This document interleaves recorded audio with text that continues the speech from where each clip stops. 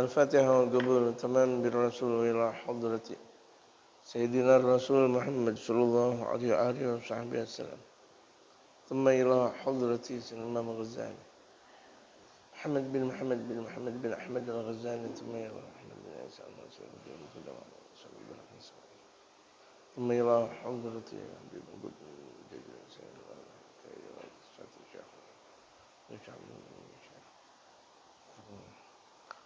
ثم إلى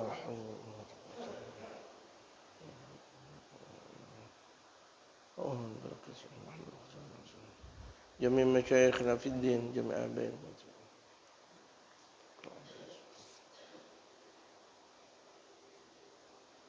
حضرة النبي المصطفى محمد صلى الله عليه وآله وصحبه وسلم. الفاتحة.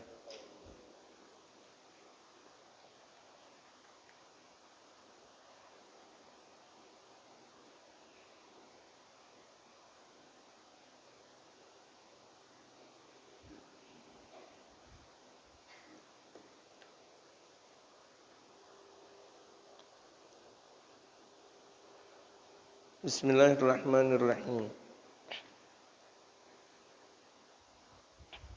الحمد لله رب العالمين والصلاة والسلام على أشرف الأنبياء والمرسلين وعلى آله وصحبه أجمعين. أما بعد. وقد قال المؤلف رحمه الله تعالى وأدام النفع به وبعلومه في الدارين آمين. قال: وروي أن عليا كرم الله وجهه كان إذا حضرت الصلاة يتزلزل يتلون وجهه فيقول له: ما لك يا أمير المؤمنين؟ فيقول: جاء وقت أمانة عرضها الله على السماوات والأرض والجبال فأبين أن يحملنها وأشفق منها وحملتها. وروي عن علي بن الحسين أنه إذا توضأ اصفر لونه فيقول له أهله: ما هذا الذي يعتريك عند الوضوء؟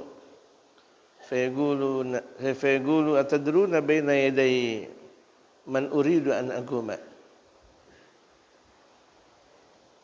Ini kita membahas tentang athar. Athar itu bukan hadis. Kalau hadis itu ma'udhifa ila Nabi sallallahu alaihi wasallam qaulan aw fi'lan aw taqriran. Segala sesuatu yang bersandar kepada Nabi, ucapan, perbuatan atau pernyataan. Itu namanya hadis. Tapi kalau athar itu umum. Bisa yang mengatakan itu adalah para sahabat atau para ulama lain. Makanya athar. Nah, ini Sayyidina Imam Ali karramallahu wajhah, yang kalau kita sering dengar yang lain tidak ada kata-kata karramallahu wajhah, tapi beliau ada karramallahu wajhah. Allah muliakan mukanya, karena sepanjang hidupnya beliau enggak pernah melihat kemaluannya. Makanya Allah beri kemuliaan mukanya. Sekira-kira ada kata-kata karramallahu wajhah, Allah muliakan mukanya. Mana ada orang enggak pernah melihat kemaluannya? Enggak pernah melihat kemaluan. Kalau kemaluan pribadi aja enggak pernah melihat, bagaimana kemaluan lain? Ini perlu diperhatikan. Karena idza hadratis shalatu, beliau yaitu Al-Imam Ali, ketika sudah mulai masuk waktu salat, yatazalzal. Yatazalzal itu diartikan bukan goncang hatinya. Mencari sesuatu. Kalau goncang hatinya, seorang beriman tidak pernah goncang. Idza zulzilatil ardu zilzalaha, ingat ketika digoncangkan bumi dengan segoncang-goncangnya. Kata-katanya sama, zilzal. Asalnya zalzala yuzalzilu. Ya, zalzala yuzalzilu, fa'alala yufa'lilu. Zalzala yuzalzilu. Itu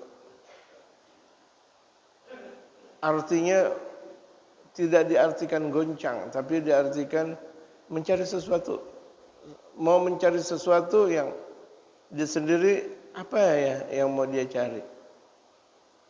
Wa yatalawwan wajhuhu, kemudian menguning mukanya, artinya ketika menguning mukanya apa namanya? Pucat. Faqul lahu, kemudian keluarganya berkata kepadanya, beliau pernah ditanya, "Malak ya Amirul Mukminin? Ada apa engkau wahai Amirul Mukminin?" Seakan bingung, seakan mencari sesuatu yang tidak kau jumpai. Kenapa? Kenapa? Fayaqulu, Sayyidina Ali menjawab, "Jaa waktu amanatin." Sudah datang waktu amanat. Aradahallahu 'ala samawati wal ardi wal jibali. Yang Allah hamparkan amanat ini kepada langit, bumi, berikut pegunungan. Fa'abaina, itu semuanya mereka, langit, bumi dan pegunungan, tidak mau an yahmilnaha, tidak mau untuk mengambil beban tersebut, untuk menanggung beban tersebut. Wa asfaqa minha wa hamilataha, kemudian tersadar, kemudian amanat tersebut ditanggung. Yang dalam artian lain, hamilahal insan, akhirnya manusia yang menanggung amanat tersebut. Padahal langit aja nggak mampu mengambil amanat dari Allah, bumi aja nggak mampu, pegunungan yang besar-besar tidak mampu. Manusia, ya gitu. Resiko. Ya, apa yang sudah kita nyatakan di hadapan Allah, kita wajib bertanggung jawab apa yang sudah diamanatkan oleh Allah. Salat.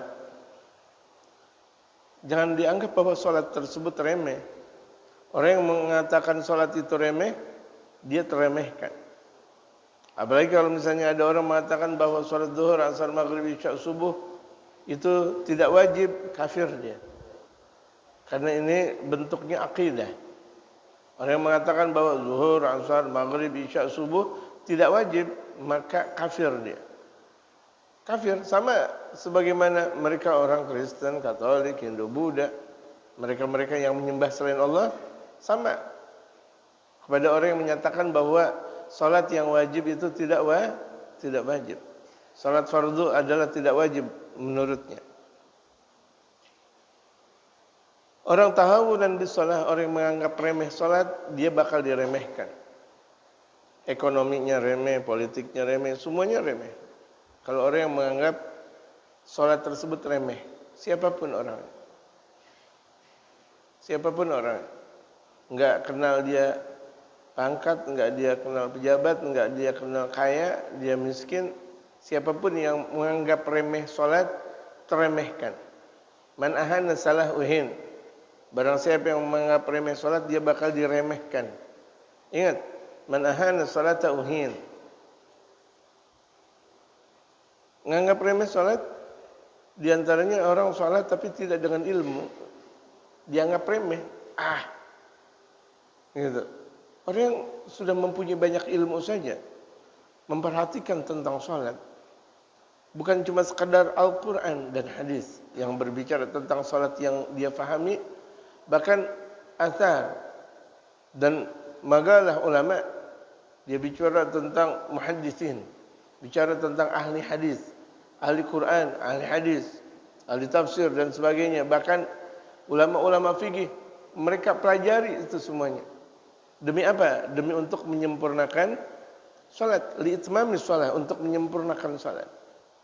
Pelajarannya babus salat lagi, pelajaran lagi babul wudu lagi, pelajarannya lagi babun najasa lagi, pelajarannya babul tayammum lagi. Terus dia belajar babul muamalah, babul ibadah, selesai babul ibadah, babul muamalah dan sebagainya. Itu seyogianya seorang muslim setiap waktunya dia mempelajari. Waruya an Ali bin Husain, dari Sayyidina Imam Ali bin Husain Zainul Abidin. Ini beliau setiap malamnya cuma 1000 rakaat salat sunat. Sayyidina Imam Ali Zainal Abidin bin Sayyidina Husain yang disebut oleh baginda Rasulullah As-Sajjad. Setiap malamnya cuma 1000 rakaat.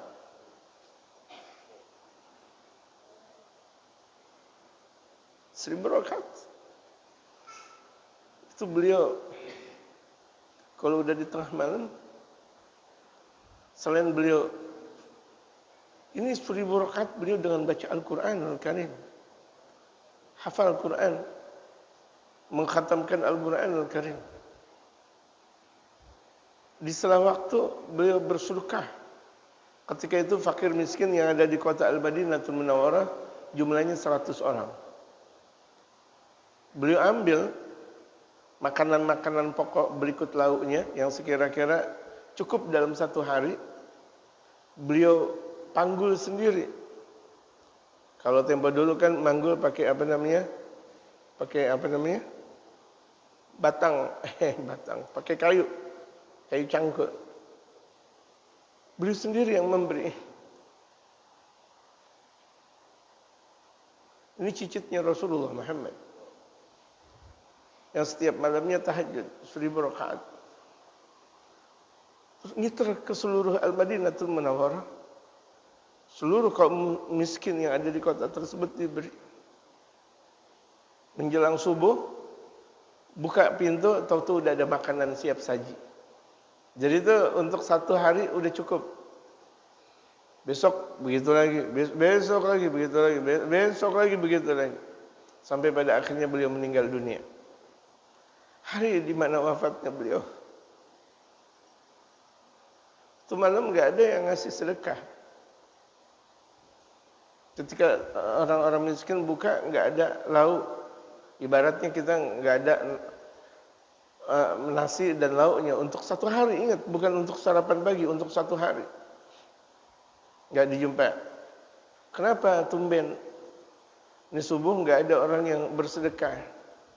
Terdengar selentingan kabar bahwa Sayyidina Imam Ali Zainal Abidin meninggal dunia. Kemudian ketika dimandikan di sini ada bekas panggulan punggung Sayyidina Imam Ali Zainal Abidin. Di antara orang mulia, cicitnya Rasulullah Muhammad sallallahu alaihi wasallam. Ketika sang pemandi jenazah melihat di sini ada bekas panggulan dan dari jalur air mata beliau terlihat ada aliran bekas air mata. Saking banyaknya nangis di hadapan Allah. Saking banyaknya nangis di hadapan Allah, terlihat di sini ada bekas aliran air mata. Kita enggak ada bekas aliran air mata. Beliau saking banyaknya terlihat ada bekas aliran air mata. Dua-duanya. Allahu Akbar. Makanya nanti dalam sabda Rasulullah sudah dikasyaf oleh baginda Rasulullah. Liyaguma Ali Zainul Abidin nanti bakal berdiri nanti di dalam surganya Allah Subhanahu wa taala anakku, yaitu maksudnya Ali Zainul Abidin yang disebut dengan As-Sajjad. Ahli sujud. Asik dengan sujudnya beliau di rumahnya kebakaran. Kebakaran ya benar Rasulullah. Kebakaran wahai anak Rasulullah. Beliau tidak bergumam untuk itu semuanya. Beliau biarkan asik beliau dengan Allah. Kemudian selesai salam, Assalamualaikum warahmatullahi, Assalamualaikum warahmatullahi. Rumahnya udah hancur semuanya. Udah terbakar semuanya. Mal, artinya ada apa ini? Kok hancur? Kan tadi udah dibilang bahwa kebakaran wahai cucunya Rasulullah, kebakaran wahai cucunya Rasulullah. Alam tasma, apakah engkau tidak dengar? Bagaimana mungkin aku dengar? Aku lagi asik dengan Allah Subhanahu wa taala. Aku lagi asik dengan Allah. Kita lagi sholat, masuk di kain kita apa? Coba, waduh. Tawon, wah udah lebih parah lagi. Makanya kalau lagi sholat tawon lagi. Aduh. Ngeri juga. Tawon enggak pakai celana pula. Makanya Jangan sampai polos-polos banget. Kalau ada orang pakai gamis, pakai gamis nggak pakai kain yang benar aja. Ada sebagian orang pakai gamis nggak pakai kain. Kan kalau misalnya tuh di siang hari, Allahu Akbar. Gitu.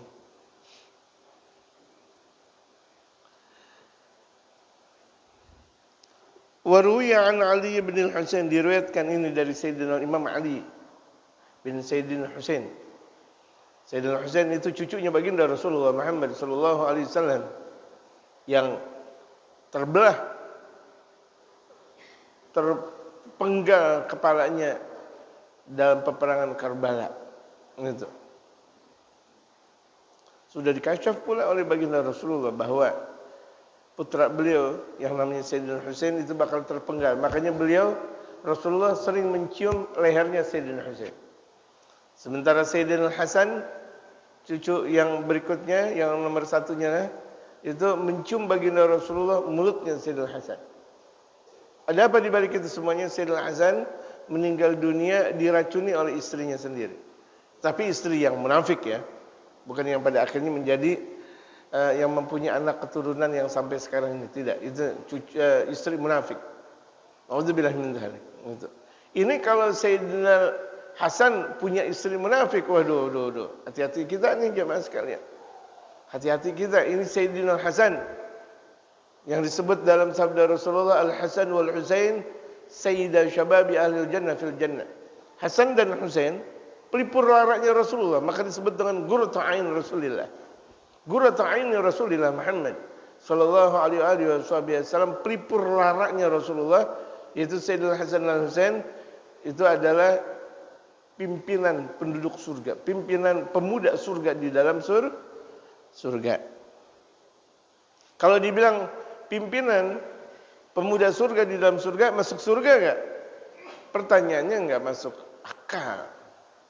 Tidak elok rupanya kalau misalnya ada orang mengatakan itu Sayyidina Hasan dan Sayyidina Husain bakal masuk surga enggak?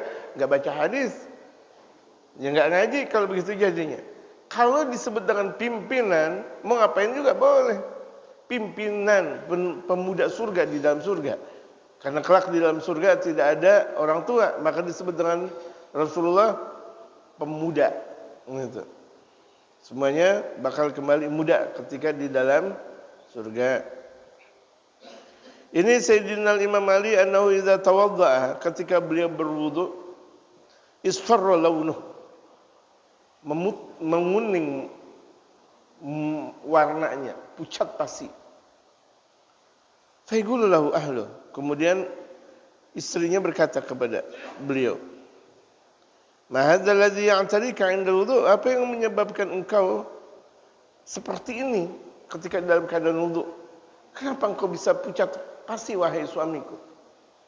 Fayaqulu Sayyidina Imam Ali Zainal Abidin, ini Imam Ali cucunya Sayyidina Ali, cicitnya Rasulullah. Fayaqulu, beliau menjawab, atadruna baina yaday man uridu anagum. Tahukah kalian di sisi mana aku ingin berdiri? Aku mau berdiri di mana? Kan aku mau berdiri di hadapan Allah. Masa ketika aku berdiri di hadapan Allah aku enggak pernah takut sama Allah? Tuh lihat Sayyidina Imam Ali Zainal Abidin ketika mau meninggal dunia, beliau nangis. Nangisnya khawatir kalau misalnya beliau tidak dikelompokkan bersama Rasulullah. Ada orang mengatakan, ya Ali, bapak engkau Husain, pimpinan surga, Syahid Karbala, Syahidu Karbala, syahid di perang Karbala. Paman engkau Hasan, junjungan penduduk surganya Allah Subhanahu wa taala. Kakek engkau Ali bin Abi Thalib, nenek engkau Fatimah Az-Zahra, Sayyidatuna Fatimah, dan kakek engkau adalah baginda Rasul Muhammad. Apa yang engkau takutkan? Apa beliau menjawab? Justru itu, aku takut ketika aku nanti meninggal dunia, aku dikumpulkan bukan bersama dengan mereka. Allahu Akbar. Ini udah jelas barang tentu keturunan Rasulullah dekat dengan baginda Rasulullah. Ibadahnya Masya Allah jadi berbagai macam contoh untuk mereka pada zamannya dan pada zaman sekarang, dan ucapannya semuanya mutiara, tangisannya banyak, takutnya kepada Allah makin banyak. Wa ruwiya an Hatim al-Asmi annahu su'ila an salatihi. Pernah diriwayatkan dari Sayyidina Hatim al-Asm. Kita sudah membahas sejarah Sayyidina Hatim al-Asm. Annahu idza su'ila an salati, bahwasanya beliau ketika ditanya tentang salatnya, faqala, kemudian beliau menjawab, idza hanatis salatu asbaghtul wudu'a, ketika mulai datang waktu salat. Kalau udah mulai waktu fardu tiba, Allahu akbar, Allahu akbar. Oh, beliau langsung asbaghtul wudu'a. Aku langsung memaksimalkan wudu.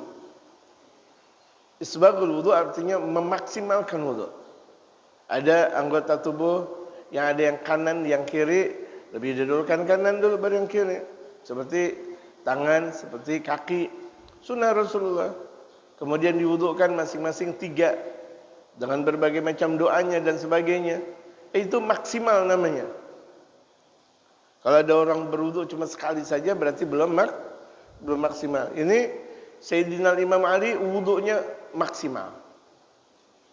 Summa agumu ila sholati wa aj'alul ka'bata baina hajibi. Kemudian aku mulai berdiri untuk salat. Aku jadikan arah Ka'bah itu arah hajib ini. Arah hajib.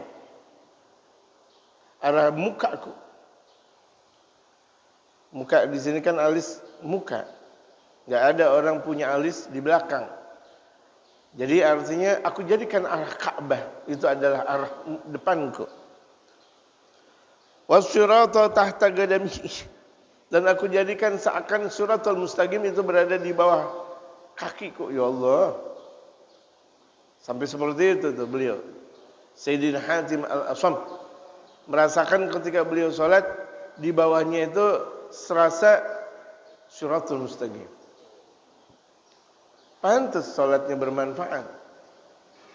Pantas mereka para aulia, para ulama saleh mendapatkan apa yang telah difirmankan oleh Allah, inna sholata tanha 'anil fahsya'i wal munkar.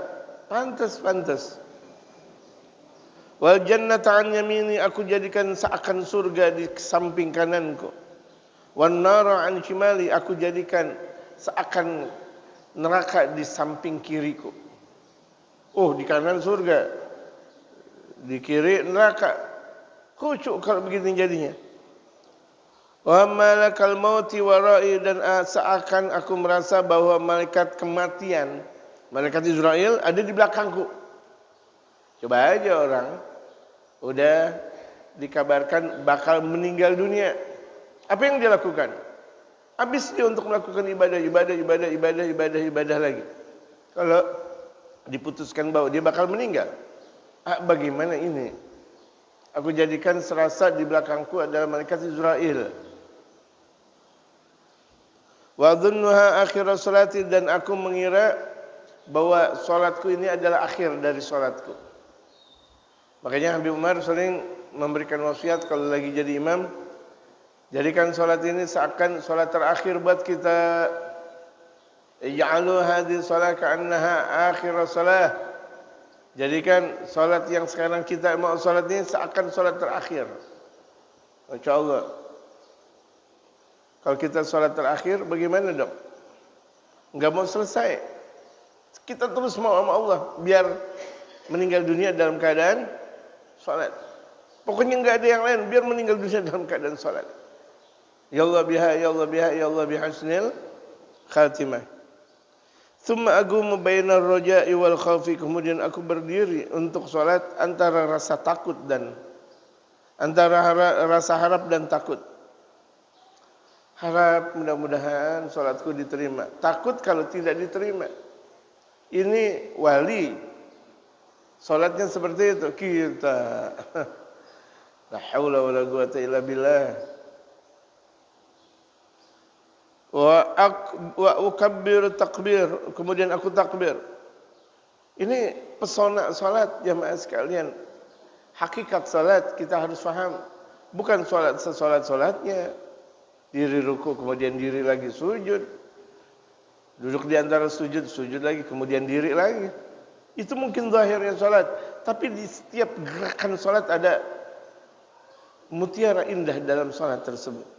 Kalau kita praktikkan, alhamdulillah, beruntung. Bitahqiqin, betul-betul dengan tahqiq. Allahu Akbar. Allahu Akbar. Al-Imam Al-Haddad satu waktu ketika beliau takbir, khusyuk. Allahu Akbar. Itu apa? Allahu Akbar. Jidar itu apa? Tembok yang ada di hadapannya hancur. Allahu Akbar. Kalau misalnya ada di antara kita seperti itu, hancur mulu mesin. Enggak, ini artinya emang lagi dalam keadaan seperti itu. Dalam keadaan asyik beliau kepada Allah Subhanahu wa taala. Dan masjidnya beberapa puluh tahun yang lalu masih ada sebelum direnovasi. Sekarang sudah direnovasi. Beberapa puluh tahun yang lalu masih ada tuh bongkahan di mana dulu Imamul Haddad takbir Allahu Akbar. Dan banyak sekali mereka para kaum solihin. Kalau itu tembok hancur, bagaimana hati kaum muslimin? Makanya orang-orang saleh baca Quran, Bismillahirrahmanirrahim. Yasin wal Qur'anil Hakim innaka laminal mursalin ala siratin mustaqim. Yang sudah masuk Islam, yang sudah taubat, yang sudah mau ibadah. Tuh lihat, digetarkan hatinya. Hatinya digetarkan dengan bacaan Yasinnya orang saleh. Apakah kita tidak pernah melihat sejarah Sunan Kalijaga ketika kedua orang tuanya terinsafkan tentang bacaan dari Sunan Kalijaga dengan bacaan yang indah, tergetar semuanya. Satu kampung kemudian ketika itu terdengar suara keindahan alunan Al-Qur'anul Karim. Bukan dari hati biasa, hati yang paling dalam, hati yang paling dalam. Jadi takbirnya seorang muslim itu meruntuhkan musuh. Allah berikan kemenangan kepada mujahidin fisabilillah, amin. Allah berikan kemenangan mujahidin yang ada di Suriah, yang ada di Palestina, amin. Yang mujahidin yang ada di Yaman, yang ada di seluruh dunia, amin. Takbirnya mereka itu meruntuhkan musuh. Allahu Akbar, takbir. Allahu Akbar itu meruntuhkan musuh dan membangkitkan kekuatan kaum muslimin dengan kata-kata takbir. Jadi takbirnya bukan cuma sekedar takbir. Takbir mempunyai hati, tahqiq, perwujudan hati bahwa Allah yang maha besar. Bukan cuma sekedar dibilang bahwa Allah maha besar, masukkan dalam hati bahwa Allah maha besar. Kalau udah dibilang bahwa Allah maha besar, dunia jangan masuk dong. Dunia kan kecil, kenapa harus masuk di dalam hati? Urusan-urusan kita kan kecil, jangan masukin dong dalam hati. Yang kita masukin adalah Allah. Kan Allah maha besar. Kalau ada masalah jangan pusing dong. Enggak usah dianggap masalah tersebut itu adalah hal yang berarti. Kenapa kan kecil? Masalah ini bingung, masalah itu bingung. Jangan. Makanya seorang muslim yang bertakwa enggak pernah duka. Enggak pernah ruwet, enggak pernah sakit hati. Kaum muslim yang bertakwa enggak pernah sakit hati. Masalah lari lagi. Berbagai macam masalah lari. Kenapa? Orang di sini Allahu Akbar. Enggak ada yang lain. La ilaha illallah. Wa aqra'u qira'atan bitartilin, kemudian aku baca dengan tartil. Tartil itu artinya dengan makharijul huruf yang benar. Tajwid yang benar, kita perhatikan bacaan kita. Jangan bacaan kita sebaca-bacanya. Bismillahirrahmanirrahim. Ara'aital ladzi yukadzibu bid-din fadzalikal ladzi yad'ul yatim wa la yahuddu 'ala ta'amil miskin. Baca yang benar. Jadi imam, baca yang benar, kita seorang muslim. Kalau kita enggak baca yang benar, itu firman Allah Subhanahu wa taala. Tidak ada ucapan yang paling indah kecuali ucapan Allah. Wa raka'u ruku'an, kemudian aku rukuk dengan rukuk yang sempurna. Allahu akbar. Khusyuk. Bitawadhu'in, dengan tawadhu'. Wa asjudu sujudan bitakhashu'in. Aku sujud dengan sujud yang penuh dengan kekhusyuan. Khusyuk, hadir hati. Orang yang kalau misalnya dia betul-betul hadir hati, dia khusyuk kepada Allah dalam sujud, yang dia sujud lillah karena Allah Subhanahu wa taala, doanya tembus di atas sana. Doanya tembus di atas sana.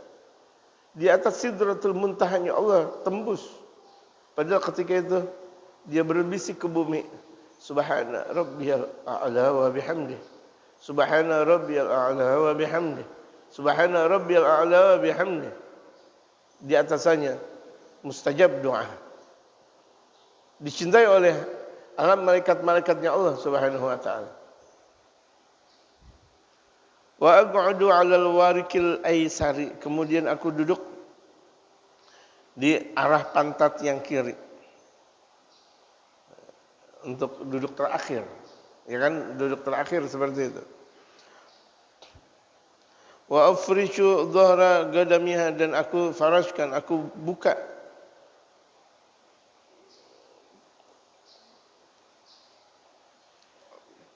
sesuatu yang nampak dari kaki. Jadi kaki kiri diperlihatkan. Kalau misalnya kita sholat dalam keadaan di antara dua sujud, kan kaki kiri menghadap ke kanan dan kiri bersamaan. Tapi ketika dalam keadaan tahiyat akhir, kaki kiri menghadap ke arah kanan. Terlihat di situ. Wa ansibul qadamal yumna, dan aku dirikan tanganku yang kanan seperti ini.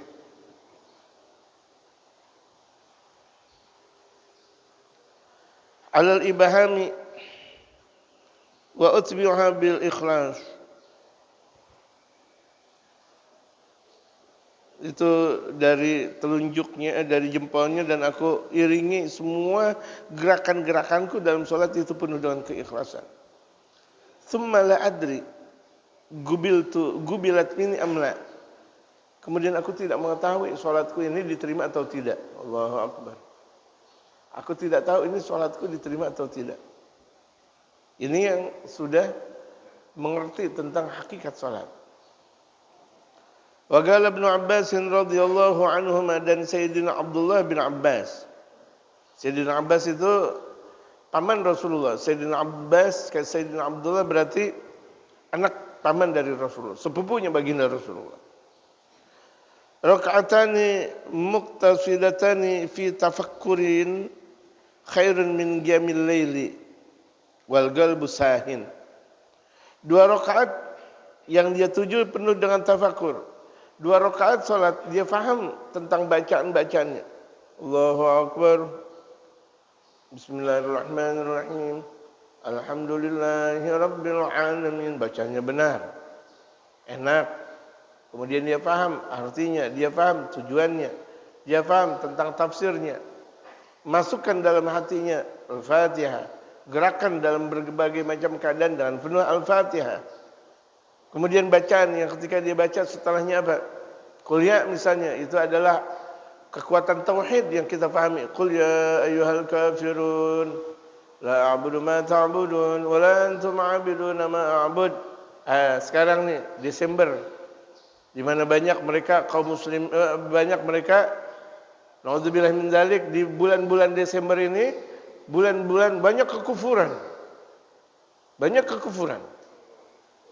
Tuhan cuma satu, enggak bisa dikatakan dua, apalagi si tiga.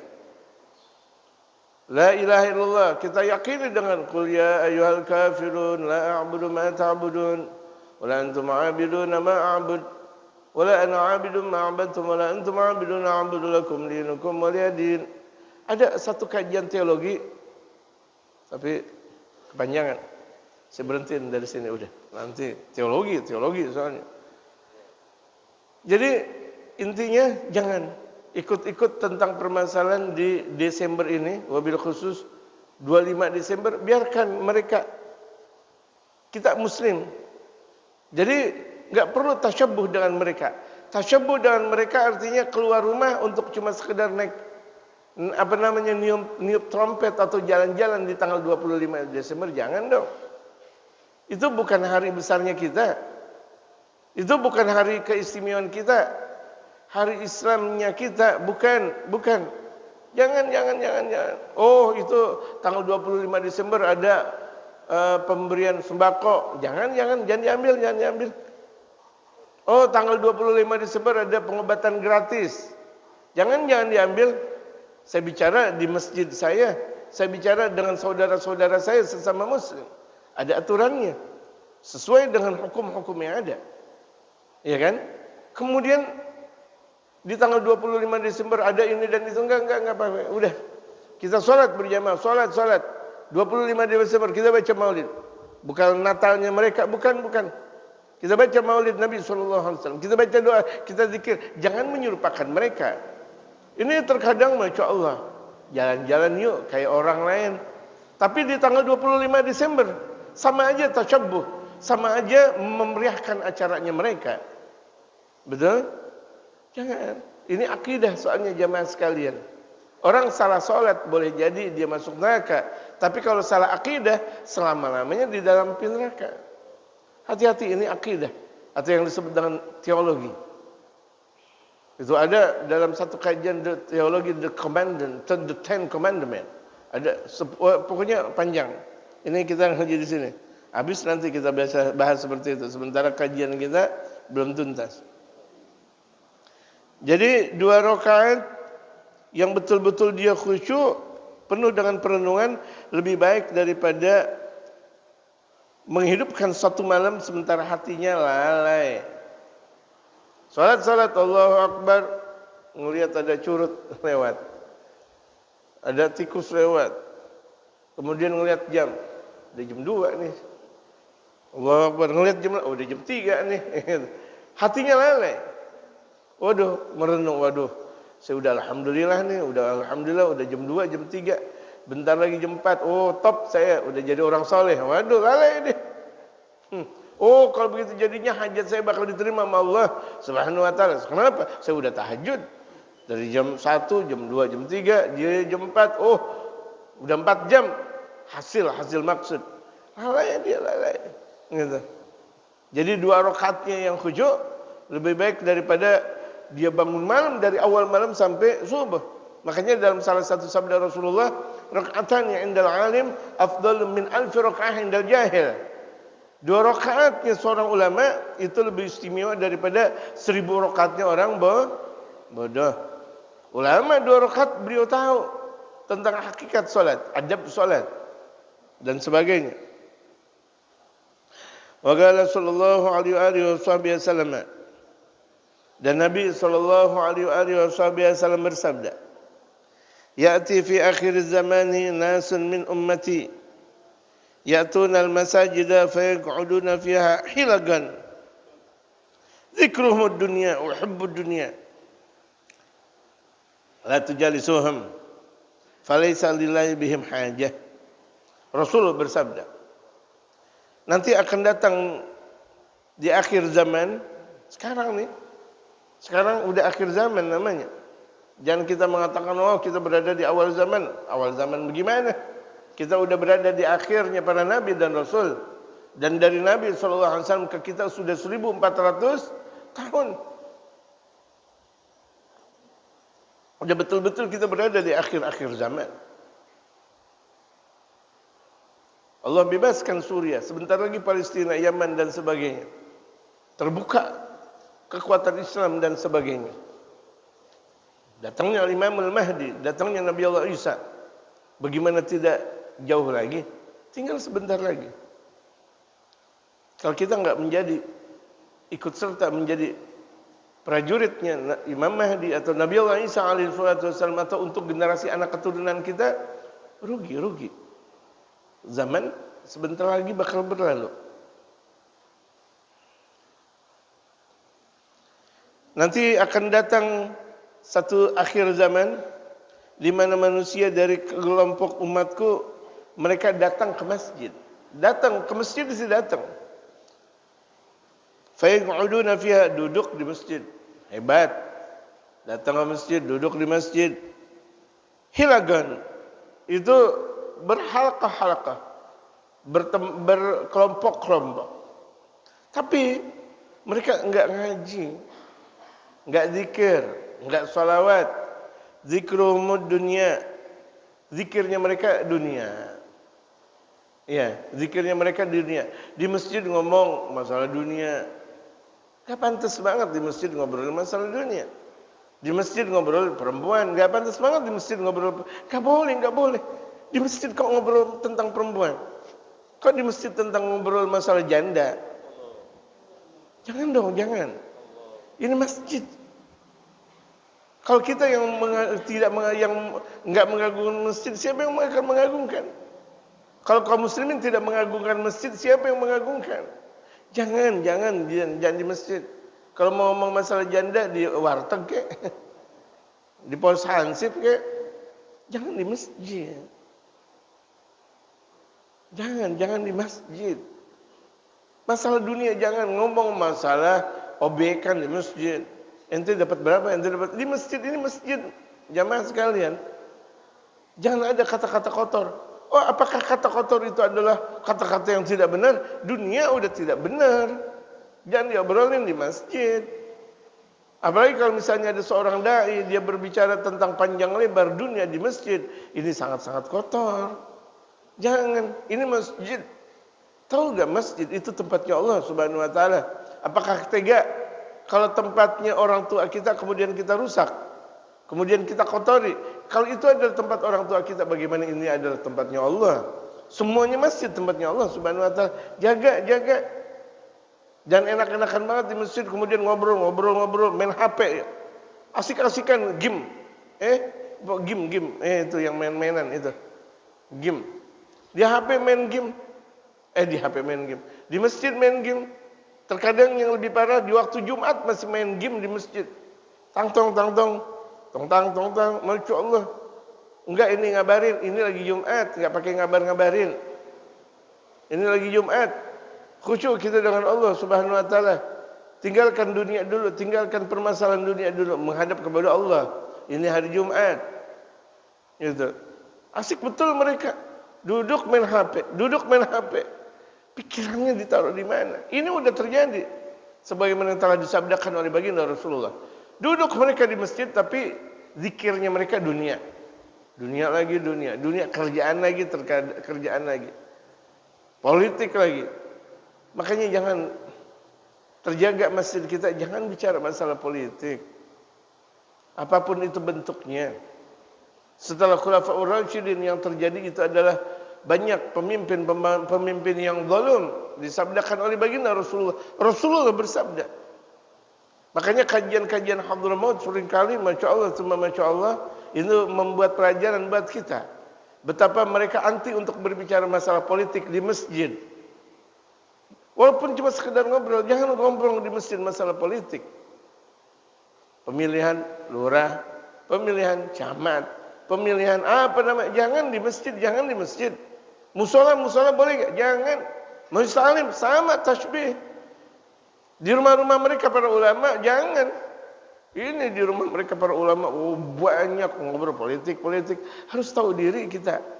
Marwah kita seorang muslim jangan sampai jatuh gara-gara politik. Namanya politik ya, politik is politik. Politik kan. Ya politik. Kadang dia di depan, kadang dia di belakang. Kadang dia di kanan, kadang dia di kiri.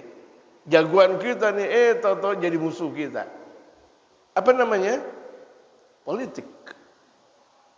Itu adalah politik. Hati-hati jamaah sekalian. Jangan bicara masalah politik di masjid.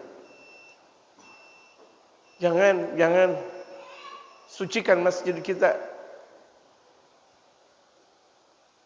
Jadi zikir mereka dunia, wahubbud dunia, dan cinta dunia, obrolan dunia. Rasulullah bersabda, la tujalisuhum, kalau begitu jadinya janganlah kalian duduk dengan mereka. Orang-orang yang lagi pada ngobrol di masjid tentang dunia, jangan. Falaisa lillahi bihim hajah, Allah enggak butuh kepada mereka.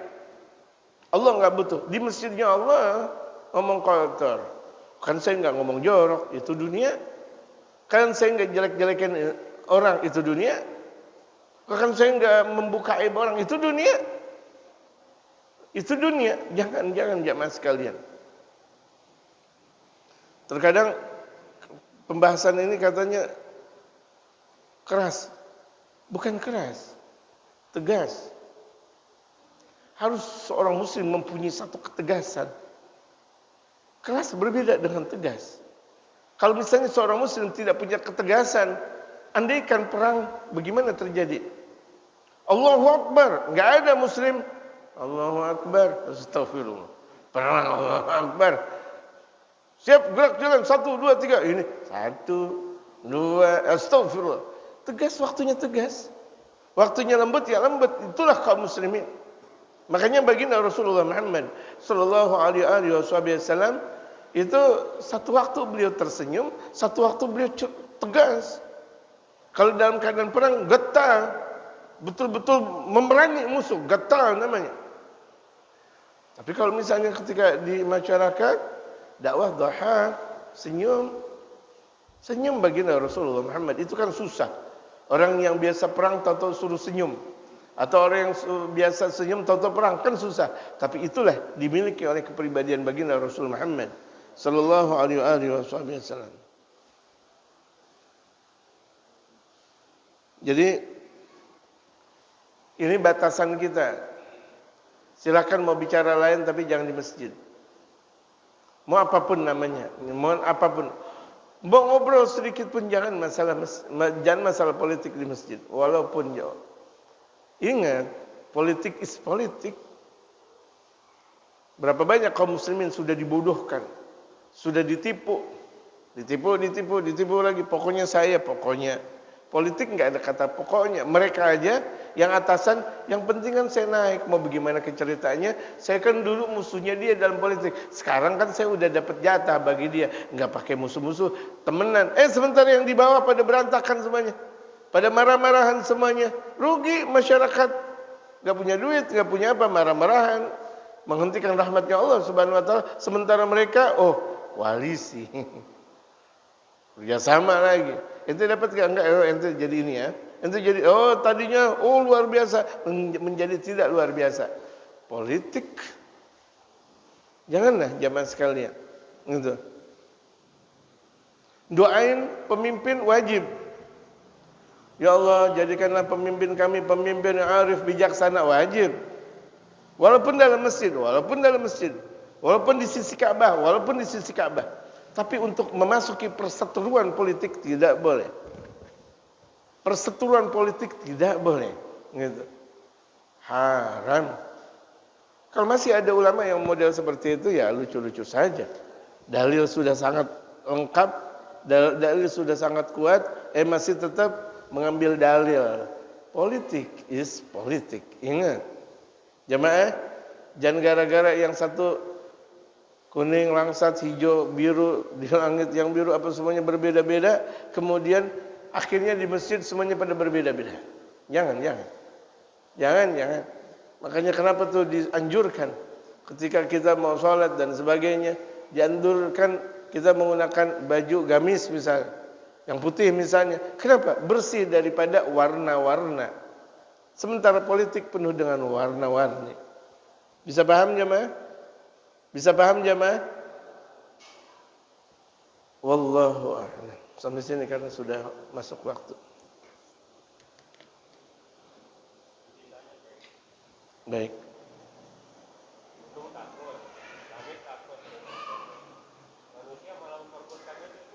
Iya. Ketika diperintahkan Allah Subhanahu wa taala meminta langit, bumi itu semuanya menolak untuk diberikan amanat. Pada akhirnya gunung terakhir menolak karena saking beratnya. Ketika itu kelompok manusia mengatakan, "Ya, kami sanggup." Wa hamalahal insan innahu kana zaluman jahula. Maka manusia tersebut itu adalah zalim dan bodoh. Kalau ketahuan bahwa amanat itu susah, langit nggak mampu memikulnya, bumi tidak mampu memikulnya, gunung tidak mampu memikulnya. Manusia dengan sombongnya mengatakan, saya siap ya Allah, saya siap ya Allah, saya siap ya Allah. Manusia yang lemah, dhaif, itu lemah sekali, yang bodoh bahkan. Dalam firman Allah, innahu kana zaluman jahula. Udah zalim, bodoh. Itulah tipikal manusia. Tipikal manusia secara natural itu adalah zalim dan bodoh, kecuali dia dimanusiakan. Orang yang bisa menjalankan amanah, dia memanusiakan manusia. Tapi orang yang tidak memanusiakan manusia masih tetap dalam tipikal bodoh dan zalim. Makanya orang yang tidak mau merubah keadaan itu adalah tipikal manusia yang asli, bodoh dan zalim. Tapi kalau ada orang yang mau berubah, makanya disebut dengan innallaha la yughayyiru ma biqaumin hatta yughayyiru ma bi anfusihim. Berubahnya dengan apa? Perubahan manusia itu dengan pendekatan diri kepada Allah Subhanahu wa taala. Pendekatan diri, taqarrub kepada Allah, itu artinya taghyir, perubahan diri manusia. Yang tadinya dia jauh dari Allah, dia mendekat. Yang tadinya dia bodoh, kemudian dia belajar, yaitu dengan ngaji. Yang tadinya kotor, kemudian dia bersih. Artinya tasaffa. Hatinya selalu dia bersihkan. Itu kan namanya satu proses perubahan yang nyata di dalam diri manusia tersebut. Harus ada sebuah perubahan yang ada. Ketika manusia mau berubah, Allah yang maha merubah.